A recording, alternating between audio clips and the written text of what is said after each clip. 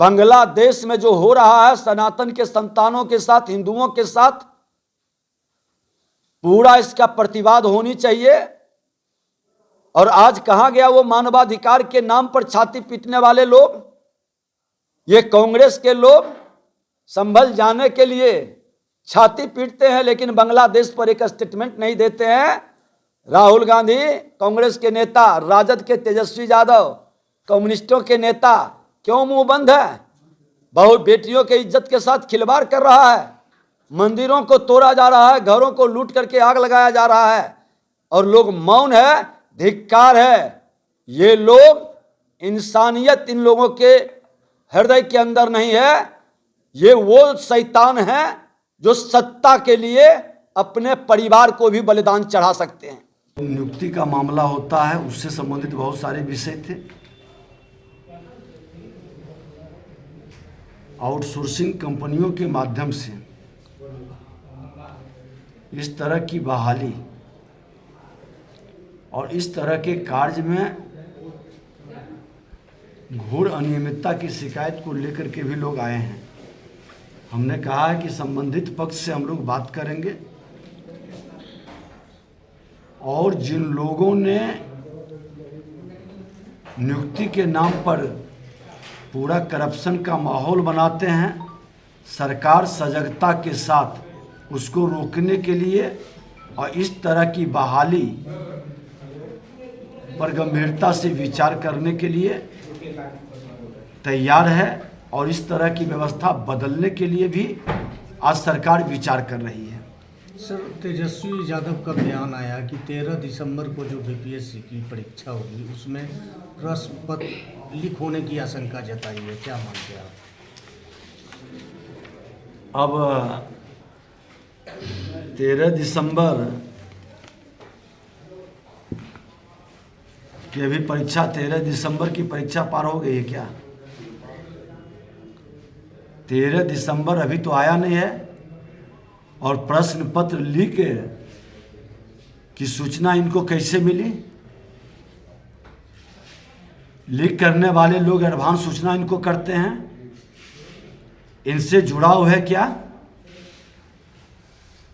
एक बड़ा गंभीर विषय है। अगर जो इस तरह के वो बयान दिए हैं संवैधानिक पद पर बैठ कर करके, तो ये गंभीर विषय है। इसकी तहकीकात की ज़रूरत है कि 13 दिसंबर तो आया नहीं है, आज कई दिसंबर है?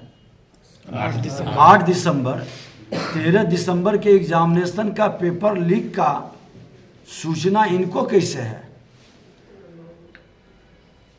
और अगर जो अब पेपर लीक होता है तो तेजस्वी यादव जी, आपको एडवांस सूचना कहाँ से कैसे आई है? परीक्षा के पहले ही प्रमाण उपलब्ध करवा दें, सरकार को अवगत करा दें, क्योंकि इस तरह के गलत लोगों के कहीं न कहीं संरक्षण राजद के लोग ही करते हैं और राजद के गिरोह इस तरह की व्यवस्था में सम्मिलित होने का कई बार लोगों ने आवाज़ भी उठाया है। तो आपको एडवांस अगर जो जानकारी मिली है तो आप उसको संबंधित बीपीएससी को, उस संस्था को बता दीजिए ताकि बच्चों के भविष्य के साथ कोई खिलवाड़ न कर सके। ये जिम्मेवारी है। सर, कल बीपीएससी को लेकर नेता तेजस्वी यादव ने आपके ऊपर और दोनों डिप्टी सीएम पर कई आरोप लगाए और उन्होंने अपनी उपलब्धियों को बताते हुए आप लोगों को चुनौती दे के आप लोग अपनी उपलब्धि बताएं। अब नेता प्रतिपक्ष के विषय पर हम बोलना नहीं चाहेंगे। इनका कौन सा गुण था? श्रीमान तेजस्वी यादव जी की पहचान क्या है राजनीति में? दो पूर्व मुख्यमंत्रियों के पुत्र के अलावे इनकी अपनी कौन सी उपलब्धि है? श्रीमान लालू प्रसाद यादव और श्रीमती राबड़ी देवी के पुत्र होने के अलावे भी कोई पहचान है? लेकिन विजय सिन्हा किसी रानी के पेट से पैदा नहीं हुआ है। विजय सिन्हा जमीन पर मेहनत करके अपना पसीना बहाकर स्टूडेंट यूनियन से लेकर के पोलिंग एजेंट, वार्ड का अध्यक्ष, मंडल उपाध्यक्ष, मंडल अध्यक्ष से लेके आज विधानसभा अध्यक्ष और मंत्री और विधानमंडल दल के नेता प्रतिपक्ष और उप मुख्यमंत्री के रूप में बैठा है। मेरे परिवार में कोई राजनीतिक संरक्षण नहीं था, कोई राजनीतिक पहचान नहीं थी, शून्य से यहां तक पहुंचे हैं। लेकिन आप जन्म लेते ही उप मुख्यमंत्री बनते हैं, आपका परिचय यही है। और रह गई उपलब्धि का, तो मंत्री के रूप में, विधानसभा अध्यक्ष के रूप में, नेता प्रतिपक्ष के रूप में और उप मुख्यमंत्री के रूप में जनता बताएगी कि क्या मेरी उपलब्धि है।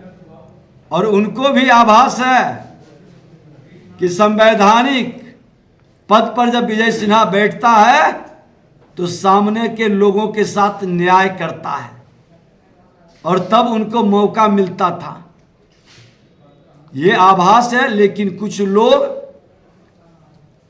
ऐसे मोटी चमड़ी के निर्लज्ज टाइप के लोग होते हैं जो सत्य को नहीं स्वीकारते हैं। हर व्यक्ति के विपक्ष में भी हम रहते थे, उसकी अच्छी बातों को स्वीकार करते हैं, लेकिन जो बेशर्म लोग होते हैं वो लोगों की सिर्फ खामी खोजते हैं, उसके अच्छे कार्यों का विश्लेषण करने की क्षमता ही नहीं है। और गिनती गिनाने का तो खुला चुनौती है, बैठ जाइए और आपकी उपलब्धि और हमारी उपलब्धि की गिनती आप बैठ के करिए जनता के बीच, और जनता निर्णय करे कि सच्चाई किसके साथ है।